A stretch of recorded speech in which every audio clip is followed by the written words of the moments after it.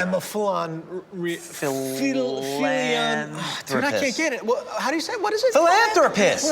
Welcome to WatchMojo, and today we're counting down our picks for the most hilarious live-action TV scenes we've seen between 2000 and 2023. If you've never busted a gut at these moments, there will be spoilers. We adopted a baby. Her name is Lily. Oh, exciting! Just turn it off. Number 20, Folded In, Schitt's Creek. When you live with a silver spoon in your mouth, you don't usually have to worry about trivial things such as being self-reliant or knowing how to cook. But with the Rose family's wealth all gone, Moira decides it's time for them to learn. David, that's not right. Okay, well, that's because I'm ladling and stirring at the same time and you're just standing there. Now's not the time to lose focus, darling. She tries to instruct David on how to cook enchiladas, and it's a delicious disaster. Step is to fold in the cheese. What does that mean? Moira fails to give clear instructions, David is cooking in a sweater, and neither of them knows how to fold in the cheese. Do you fold it in half like a piece of paper and drop it in the pot, or what do you do? David, I cannot show you everything. Okay. It's honestly a miracle the enchiladas were somehow edible. But if learning to cook is this hilariously stressful, we should count our blessings that these two don't work in fast food. I don't know how to fold broken cheese like that. And I don't know how to be any clearer. You take that thing that's in your hand, and you... If you say fold in one more time. Number 19, the new emergency services number, the IT crowd. Is your emergency services number too easy to remember? Don't worry, the IT crowd shows us the perfect solution to this. And that's not the only thing that's changing. Nicer ambulances, faster response times, and better-looking drivers. The second episode features a commercial promising a better, more efficient emergency service, before dropping an inconveniently long new number, complete with a catchy jingle. Remember the new number.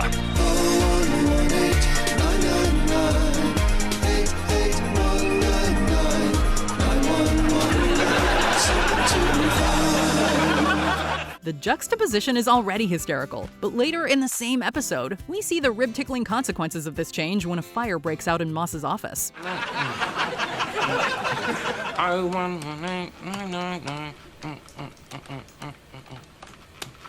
Three. And he can't reach them by phone, so he has to email them. Dear Sir Stroke Madam, I'm writing to inform you of a fire which has broken out at the premises of... No, that's too formal. Despite its length, many fans likely have the new number memorized purely because of this scene's comedy gold. Fire! Exclamation mark. Fire! Exclamation mark. Number 18, Let's Go to the Mall, How I Met Your Mother. Have you ever looked back at your past self and winced at how cringe you used to be? Rest assured, it could have been worse. You could have been Robin. For context, Barney discovers an old video of Robin from her teenage years. Please, Mr. Johnson, I'm sorry I was a bad girl. Please don't give me detention. The gang puts the video on, and at first, it looks like an adult film in the making, before exploding into an 80s music video. Put on your jelly bracelets and your cool graffiti coat. At the mall, having fun is what it's all about. Yes, turns out Robin was once a teen pop star named Robin Sparkles, and her biggest hit, Let's Go to the Mall, is an amazing train wreck. Everybody come and play. Throw every last care away. The annoyingly catchy tune, the 80s pop culture references, The 80s didn't come to Canada till like 93. and witnessing Robin's greatest shame make the sequence way too funny to look away from. Let's go to the mall today. Number 17, Val, Broad City. Have you ever wondered what kind of person you become when you get blackout intoxicated? You never know if you never try. Well, with any luck, you could end up like Abby. Regularly, Abby is awkward, reclusive, and tries to be the responsible one. But when she has one too many shots, she completely transforms into Val. Forget your troubles, come on, get happy. You better chase all your cares away. A charismatic swinging jazz singer straight out of a classic Hollywood flick. Isn't Val the best? You never know when she's gonna drop by, but when she does, we save on electricity because she lights up the whole room. How long has Val been coming in here? For over 100 years. Just to add to the ridiculousness, Val can blow cartoon smoke rings like a Looney Tunes character. This insane Jekyll and Hyde scenario is just too funny given how it gives a sensible, sympathetic girl like Abby such a wild alter ego. It's kind of sad this only happens when she hits the sauce. Aren't you a hot diggity dog and a scallywag to boot? Number 16, The Baron's Night Out, What We Do in the Shadows. It's not easy being an ancient vampire living in the modern world. If you can't keep up with the fast-paced energy of the new world, you'll likely quite literally burn out. Okay, that's just a little dizzy. Okay. Baron Afanas learns this the hard way when he takes our leading trio for a night on the town. What happens is your typical ghoul's night out. You know what we mean? Certainly going to make you very ill. I'm having pizza pie. Going from bar to bar, getting buzzed from drinking blood infused with various substances, and projectile vomiting into the air after eating pizza. The garlic burnt a little, but...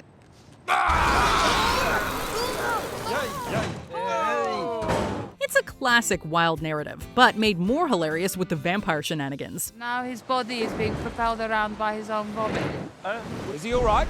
Unfortunately, the party ends too soon when the Baron perishes in the sunlight. Talk about a buzzkill. I am okay.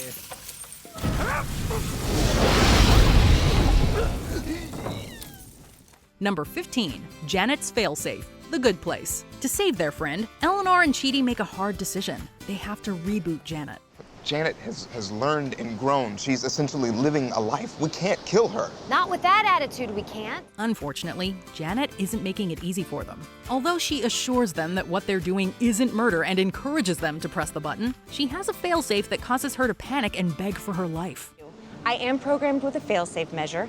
As you approach the kill switch, I will begin to beg for my life. Janet's actress, Darcy Carden, honestly deserves an award for this performance. Please don't hurt me. I don't want to die. Please. Ah! Again, I am not human. She's able to change between robotic and desperate on a dime, making a moral dilemma even worse. Eleanor? Eleanor, no, please, wait. Eleanor, I have kids. I have 3 beautiful children. Tyler, Emma, and little tiny baby Philip. Look at Tyler. Tyler has asthma, but he is battling it like a champ. Look at him. No, Eleanor, look at them. Look at them! Just to add to the punchline, Chidi ends up accidentally pushing the button, and Janet posthumously adds salt to the wound. When did trying to do the right thing become such a mess?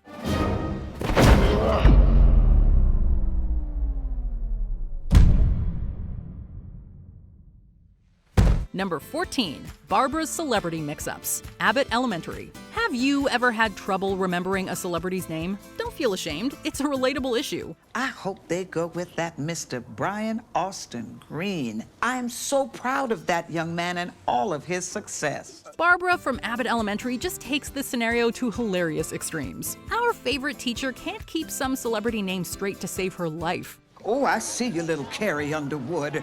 Good morning. Kerry Washington. It's endearing, but it's made even funnier by how she keeps mixing names up solely because of how similar they are. No one's done more for black actors than Tommy Lee Jones. James Earl Jones. What's even better is right when it looks like she might get one right, she still slips up. It's honestly cute and amusing, but it makes us wonder, which Michelle Williams would make a great female Spider-Man? Go with a woman.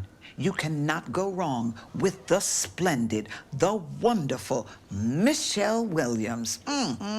These are the important questions no one's asking. All the way to the Academy Awards from Dawson's Creek. Oh, yes, Michelle. So close. Number 13, Claire's Haircut, Fleabag. We don't like to admit it, but a good or bad hair day can decide how the rest of our day goes. Claire? Something awful has happened. Fleabag teaches us this lesson in the funniest way when Claire gets a horrendous haircut. Tell the truth. It's horrendous. It's horrendous. It's modern. Don't lie. First, Fleabag tries and fails to convince her sister that it's not ugly, it's just French. It's cheap. It's unsalvageable. Claire, it's French. Really? She then goes to confront the hairdresser, delivering a harsh but true speech about the importance of hair. It's the difference between a good day and a bad day. We're meant to think that it's a symbol of power, that it's a symbol of fertility. And the punchline? The cut Claire got is exactly what she asked for based on the reference photo. While seeing the sisters looking out for each other is endearing, the build-up and payoff have us in stitches, as it reminds us to be careful what we ask for. If you want to change your life, change your life. It's not going to happen in here. Sorry, Anthony. Yes. Number 12, The Bounce House, Malcolm in the Middle. You can't break up with me because I am filled with nothing but love and good feelings. A recent breakup has completely turned Malcolm's life upside down. What are you doing? Playing. I'm gonna play. In a desperate attempt to escape reality, he decides to try jumping on the bouncy house, and absolute chaos breaks out.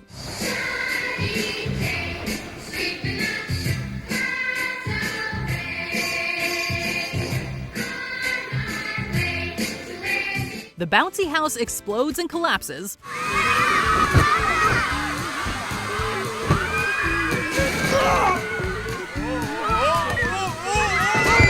The party falls apart, and Hal panics trying to rescue all the kids with a butcher knife.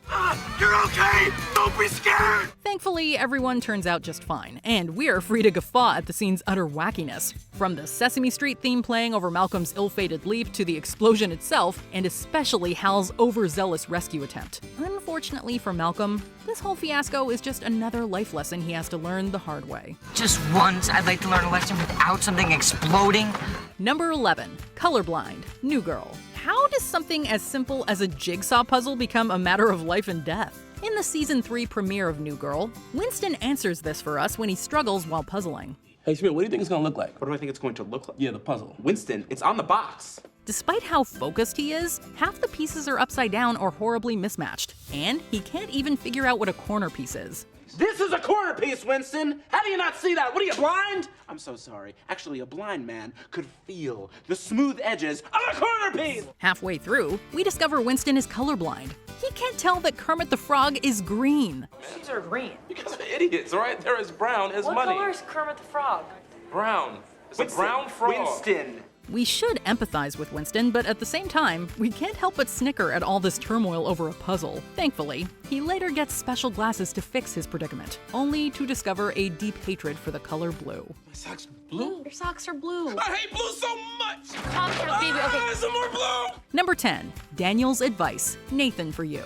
There are times when you come across a joke that's incredibly cringy and yet still has a hilarious execution. Nathan demonstrates this in the wake of his rebate ploy. The rebate itself is funny because of how over-the-top it all is. The gentleman who worked in the gas station told me that I would have to come hike Montchileo to get that rebate. It's been a long day, but it's been an adventure. A whole plethora of strange happenings occurred during the ordeal, and yet when Nathan tells a gas station owner about it, the owner manages to out-weird the whole thing.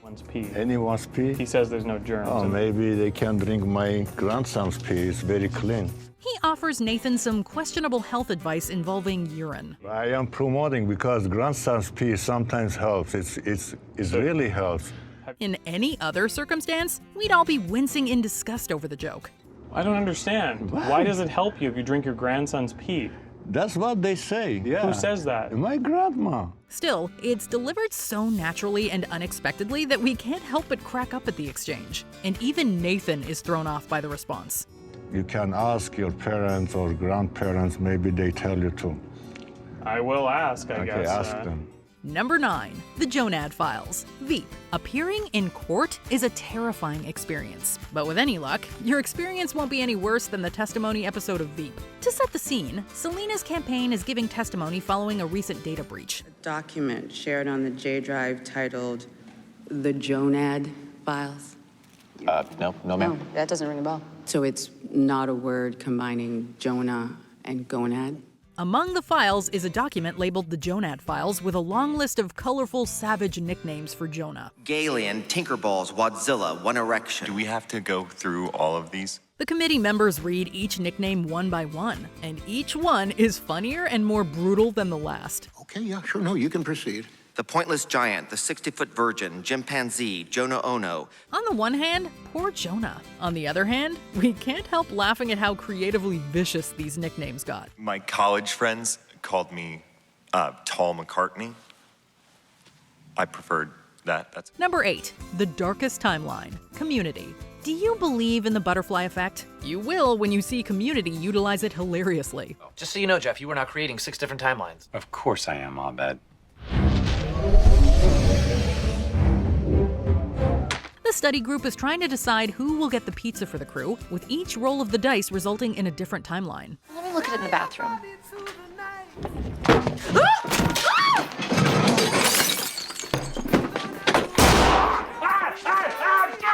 In one such timeline, Troy dashes out of the apartment to collect the pizza, and all hell breaks loose. I'm dying! I am dying! Pierce gets shot in the leg, a fire breaks out, and Troy is traumatized by the troll doll.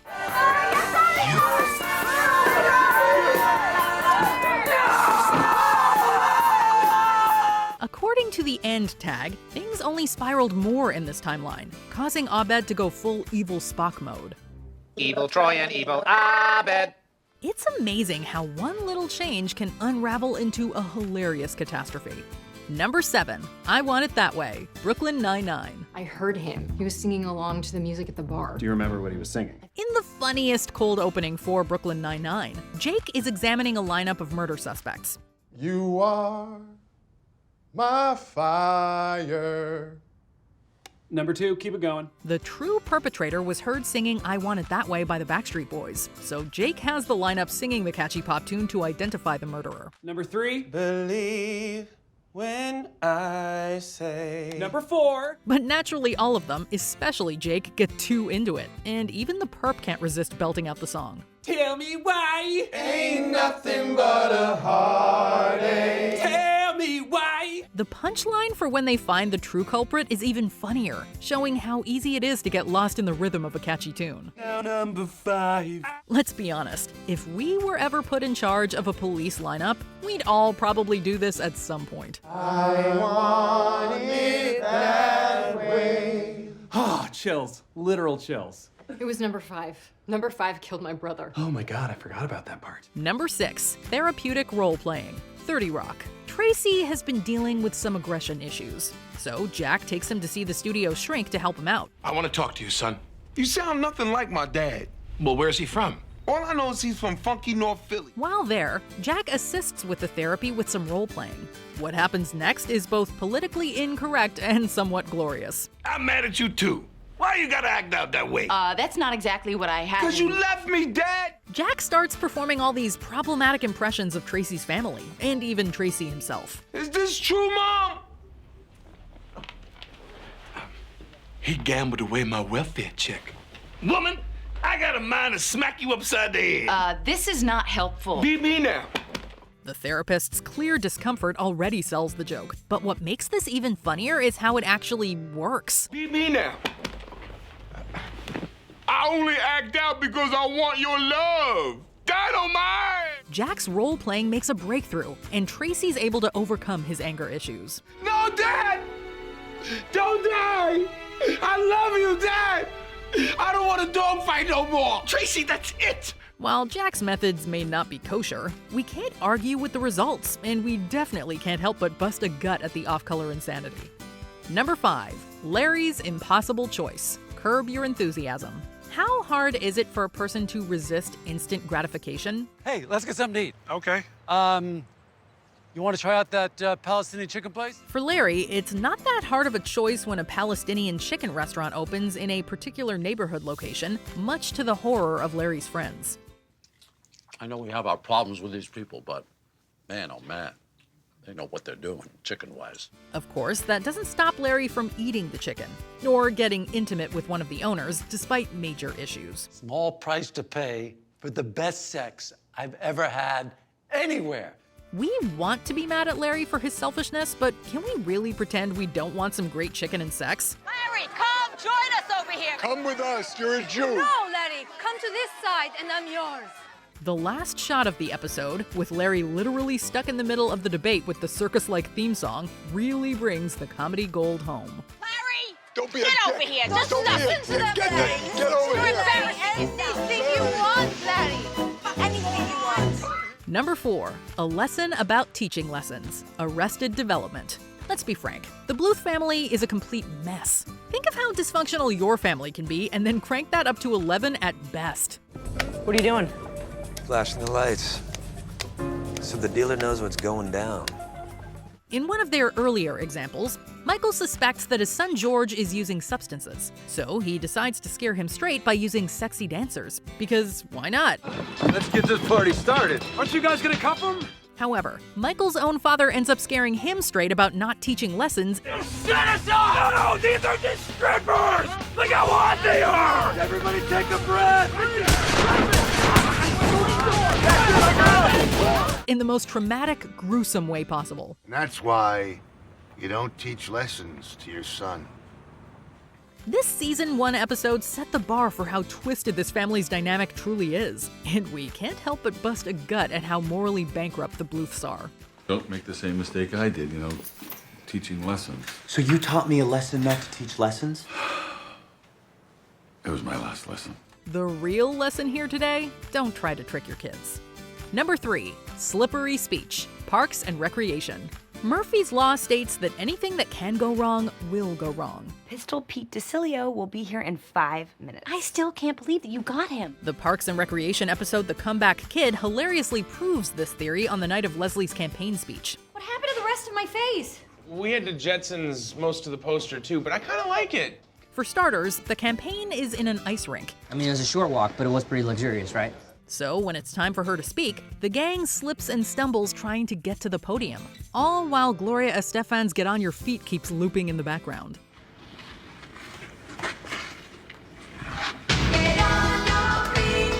Not only that, but the podium is way too small, Leslie's speech is muddled, and a dog relieves itself on Ron's leg in the middle of the rink. To top it all off, right when Pistol Pete swoops in to save Leslie's campaign, he slips and breaks his arm. There he goes! Come on, Pete! Oh! Okay, stay still. Stay down. Pistol Pete, everybody. Number 2, Charlie's dating disaster. It's Always Sunny in Philadelphia. Part of It's Always Sunny in Philadelphia's charm comes from how unhinged and hilariously unredeemable its cast can be. We're gonna get you back on the dating scene, bro. What do you think about that? Yeah, that's actually why we're here. We want to put your profile on Match.com. For example, Mac and Dennis try to help Charlie's romance game by setting up a dating profile for him. Unfortunately, setting up his bio is a nightmare. Ooh, that felt good. Was that sexy? That felt sexy. We'll Photoshop it. His photo is unflattering, and his answers to the questionnaire make him look like a psycho weirdo. How about your favorite food? What would that be? Oh, milk steak. What? Milk steak. I'm not putting milk steak. Mac and Dennis spruce up his profile and actually get Charlie a blind date. But between their bad advice and Charlie's own bumbling, it quickly devolves into an uproarious train wreck. Is it bleeding again? I'm sorry. These are hornet stings, I run into like a lot of hornets in my line of work. Honestly, with friends like Mac and Dennis as his wingmen, Charlie's probably better off alone. It's a totally different shirt. Yeah, can I get a hair? How the hell are you gonna explain that? I'll say I met a nice guy in the bathroom and we traded shirts. Before we continue, be sure to subscribe to our channel and ring the bell to get notified about our latest videos. You have the option to be notified for occasional videos or all of them. If you're on your phone, make sure you go into your settings and switch on notifications. Number 1, Staying Alive, The Office. Fire! Oh, fire! Oh my goodness! What's the procedure? What do we do, people? The phones are dead. Oh, how did that happen? Following a fire drill fiasco, courtesy of Dwight, the employees at Dunder Mifflin are forced to take a CPR class, and it all goes about as well as you would expect. Hilariously chaotic. It's to Pump to the Tune of Staying Alive by the Bee Gees. Do you know that song? Yes, I do. I love that song. First I was afraid, I was petrified. Everyone is too easily distracted, and what should have been a serious learning session turns into a dance party. Staying alive, staying alive. But of course, it only devolves further into chaos when it turns into a Silence of the Lambs remake. He's dead. Anyone know what we do next? Once again, compliments of Dwight. Would you believe this is just another day at the office? Oh my God. At ease. Oh my God. And yet, it's the chaos and absurdity from this one scene alone that captures what makes The Office one of the most beloved sitcoms of the 21st century. If only our regular workplaces were this insane. David, this is why we have training. We start with the dummy, and we learn from our mistakes, and now Dwight knows not to cut the face off of a real person. Which 21st century TV moment made you bust a gut? Let us know in the comments. Don't panic! Okay! Did you enjoy this video? Check out these other clips from WatchMojo, and be sure to subscribe and ring the bell to be notified about our latest videos.